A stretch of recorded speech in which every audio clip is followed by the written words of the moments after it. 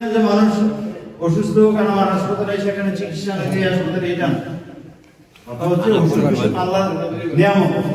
অসুখ হলে অসন্তুষ্ট হতে নাই, বা আপনি কোনো বিপদে পড়লেন অসন্তুষ্ট হতে নাই।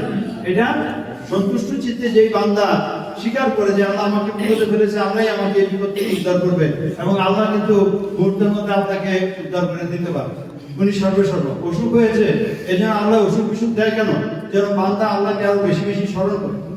হ্যাঁ, অসুখ হইলে আমরা কিন্তু এমনি যেভাবে আল্লাহকে স্মরণ করি তার চেয়ে অনেক বেশি বেশি স্মরণ করি আল্লাহকে, যে আল্লাহ আমাকে সুস্থ করে দাও, সুস্থ করে দাও। আল্লাহ খুশি হয় যে বান্দা তার কাছে সাহায্য করে। এই জন্য অসুখ ক্ষেত্রে নিয়ামত হিসেবে গণ্য করবো।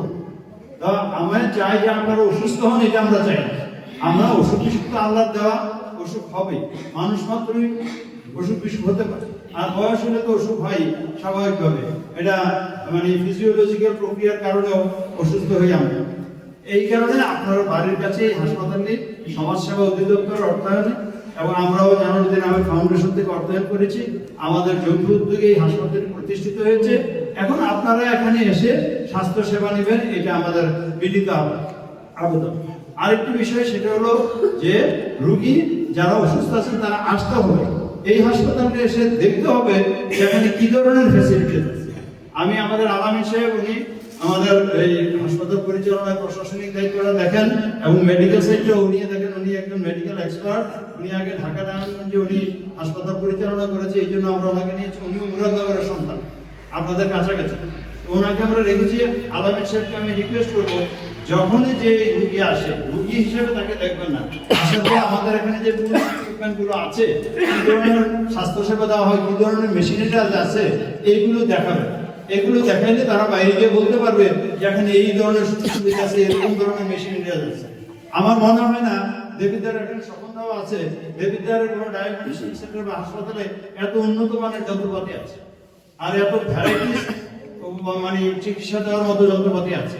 কুমিল্লাতে আছে কিনা তাও সন্দেহ আছে।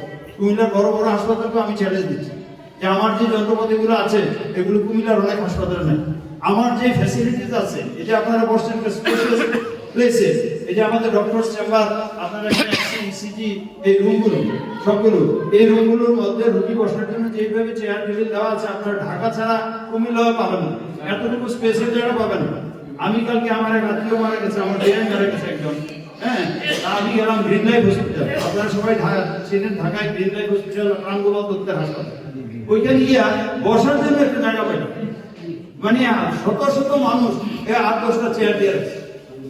অথচ আমাদের এই হাসপাতালে দেখেন প্রতিটা ফ্লোরে ফ্লোরে রোগীদের বসার জন্য চেয়ার আছে এবং স্পেসও আছে, মানে শ্বাস নেওয়ার জায়গা নাই। ঢাকার অনেক হাসপাতাল আছে শ্বাস নেওয়ার জায়গা নেই, এখানে কিন্তু প্রচুর ব্রিদিং স্পেস আছে, আপনি হাঁটাচলা করতে পারেন। আপনি ডায়াবেটিক পেশেন্ট হলে 10 বার এদিক থেকে ওদিক যাওয়া আসা করেন, আপনি ডায়াবেটিক ব্লাড সুগার কমে যাবে। এটার ভিতরে এত স্পেস, এত হাঁটার জায়গা আছে। এখানে ক্যান্টিন আছে, আপনি নাস্তা খেতে যাবেন, ভাত খেতে যাবেন, এই ক্যান্টিনের সুযোগ আছে। এখানে আপনি ওষুধ নেবেন, যেমন বাইরের হাসপাতাল, বাইরের দোকান থেকে যদি আপনি ওষুধ কিনেন, সেখানে কিন্তু জিনজিরামেড ওষুধ করতে পারেন, জিনজিরামেড ওষুধ দিয়ে দিতে পারে। যেহেতু আমাদের হাসপাতালের নিজস্ব ডিসপেন্সারি আছে, এখানে কোনো জিনজিরামেড ওষুধ দেওয়ার কোনো সুযোগ নেই। কারণ আমি আমার হাসপাতালের রোগী যেন সর্বোচ্চ ভালো ওষুধটা পায় সেটাই আমি নিশ্চিত করবো। কারণ আমার হাসপাতালে একটা রোগী আসলো, সে যদি অসুস্থই থাকে তাহলে তো আমার ক্রেডিবিলিটি নাই, আমার সম্মানপূর্ণ হবে। এই জন্য আমরা নিজস্ব হাসপাতাল ডিসপেন্সারি আমরা নিজেরা পরিচালনা করছি। এই যে ডিসপেন্সারি আমরা পরিচালনা